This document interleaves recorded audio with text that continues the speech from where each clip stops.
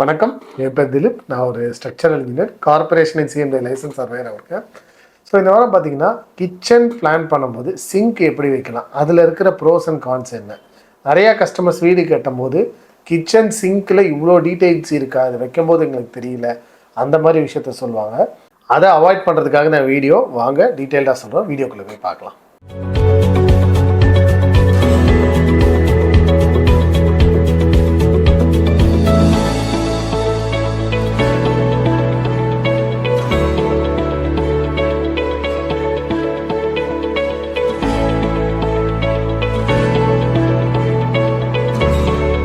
First kitchen ஸ்லாபோட height பார்த்துக்கிட்டோன்னா minimum 32 to 36 inches வந்து ஹைட் வந்து ஃபினிஷ்டு ஃப்ளோர் லெவல் வந்து இருக்கணும். ஸோ இது ஒருத்தவங்களோட ஹைட்டுக்கு ஏற்ற மாதிரி மாறும், பட் ஆவரேஜாக நம்ம வைக்கிற ஹைட் இது தான். கிச்சன் சிங்கோட டெப்த்து பார்த்தீங்கன்னா மினிமம் 8 to 10 இன்ச்சஸ் இருக்கணும். ஸோ அதை விட ரொம்ப கம்மியாக வச்சாலும் நம்மளுக்கு பாத்திரம் கழுவும் போது தண்ணி வெளியே ஸ்ப்ளாஷ் ஆகும். ரொம்ப அதிகமாக 13 இன்ச்சுக்கு மேலே வச்சுட்டோம் அப்படின்னா ரொம்ப குனிஞ்சு பாத்திரம் கழுவுற மாதிரி இருக்கும். அப்போ பேக் பெயின் வர்றதுக்கும் வாய்ப்பு அதிகமாக இருக்குது. சிங்க்குக்கு ஜென்ரலாக பார்த்தீங்கன்னா ரெண்டு சைடும் ஒரு 2 அடி ஸ்பேஸ் இருக்கிறது ஐடியலான ஒரு ரிக்குவயர்மெண்ட்டு. அப்படி இல்லை சிங்க்கு பக்கத்தில் வால்க்கு பக்கத்துலேயே சிங்க் வைக்கிறோம், ரொம்ப க்ளோஸ்டு ஸ்பேஸாக இருக்குது அப்படின்னா ஒரு 6 இன்ச்சஸாவது கேப் விடணும். ஏன்னா ரொம்ப ஒட்டி சிங்க்கை வச்சிட்டோன்னா தண்ணி அதிகமாக தெரிச்சு அந்த கார்னரில் வந்து அழுக்கு படி ஆரம்பிச்சிடும், அதை க்ளீன் பண்ண முடியாது. ஸோ ஒரு 6 இன்ச் வச்சு ஸ்லோப் வச்சோன்னா அங்கே விழுகிற தண்ணி அழகாக சிங்கில் வந்து விழுந்துடும். கிச்சனில் நீங்கள் ட்ரை ஏரியா வெட் ஏரியா செப்பரேட் பண்ணல அப்படின்னா ஒரு ட்ரெயின் போர்டு இருக்கிற மாதிரியான சிங்கை பிளேஸ் பண்ணிக்கிட்டிங்கன்னா உங்களுக்கு மெயின்டெனன்ஸ்க்கு ரொம்பவே கன்வீனியண்ட்டாக இருக்கும். கிச்சனோட கவுண்டர் டாப்பை வந்து சிங்க்குக்கு ஏற்ற மாதிரி ஸ்லோப் செட் பண்ணி நம்ம எங்கே கழுவி விட்டாலும் கரெக்டாக சிங்க்குக்கு வர மாதிரியா ஸ்லோப் செட் பண்ணணும். கிச்சன் சிங்க்கில் இருக்கிற ஹோல் வந்து குறைஞ்சது 2 இன்ச் டயாலையாவது இருக்கணும். அப்போனா தான் தண்ணி ஃப்ளோ வந்து ஈஸியாக இருக்கும்.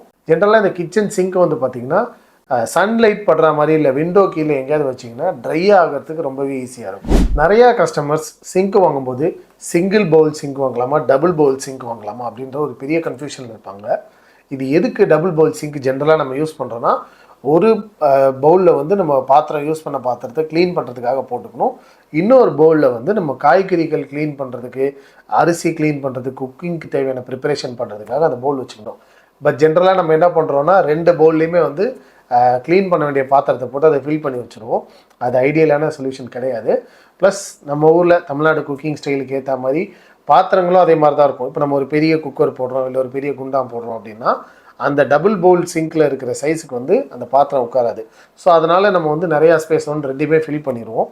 ஸோ அந்த மாதிரி பண்ண வேண்டாம். ஐடியலாக பார்த்தீங்கன்னா சிங்கிள் பவுலே நம்மளுக்கு வந்து கரெக்டாக இருக்கும். ஒருவேளை உங்கள் கிச்சன் வந்து ரொம்ப ஸ்பேஷியஸாக இருக்குது, நான் வந்து காய்கறிக்கு தனியாக வச்சுப்பேன், க்ளீனிங்க்கு தனியாக வச்சுப்பேன்னா நீங்கள் தாராளமாக டபுள் பவுல் சிங்க் வந்து யூஸ் பண்ணலாம். நெக்ஸ்ட் கிச்சன் சிங்கோட மெட்டீரியல்ஸ். ஸோ இப்போ கிச்சன் சிங்க்லாம் பார்த்தீங்கன்னா நிறைய மெட்டீரியல்ஸில் வர ஆரம்பிச்சிச்சு.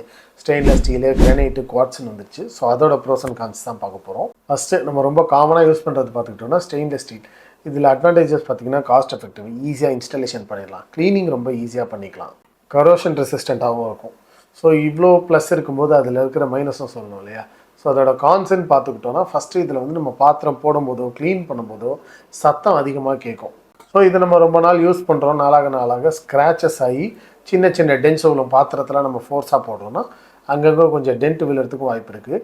நம்ம ஸ்டெயின்லெஸ் ஸ்டீலோட கிரேடு கம்மியான குவாலிட்டியில் வாங்கிட்டோன்னா இது வந்து கரோஷன் ஆகிறதுக்கும் வாய்ப்பு இருக்குது. ஸோ அதெல்லாமே நம்ம கொஞ்சம் கேர்ஃபுல்லாக பார்த்துக்கணும். ஸோ ஸ்டெயின்லெஸ் ஸ்டீலில் இருக்கிற இன்னொரு பெரிய டிஸ்அட்வான்டேஜ் என்னன்னா கலர் ஆப்ஷன். ஸோ இதில் கஸ்டமைசேஷனே நம்மளால் பண்ண முடியாது. கிச்சன் கவுண்டர் டாப்பில் நம்ம என்ன கலரில் போட்டாலும் சிங்க்கு ஸ்டெயின்லெஸ் ஸ்டீல் சில்வர் கலர்லேயே தான் இருக்கும். முக்கியமாக நீங்கள் ஸ்டெயின்லெஸ் ஸ்டீல் வாங்கும்போது SS 304 கிரேட் இருக்கான்னு பார்த்துக்கோங்க. அந்த சிங்க் வந்து 16 to 18 கேஜ் திக்னஸில் வந்து இருக்கணும்.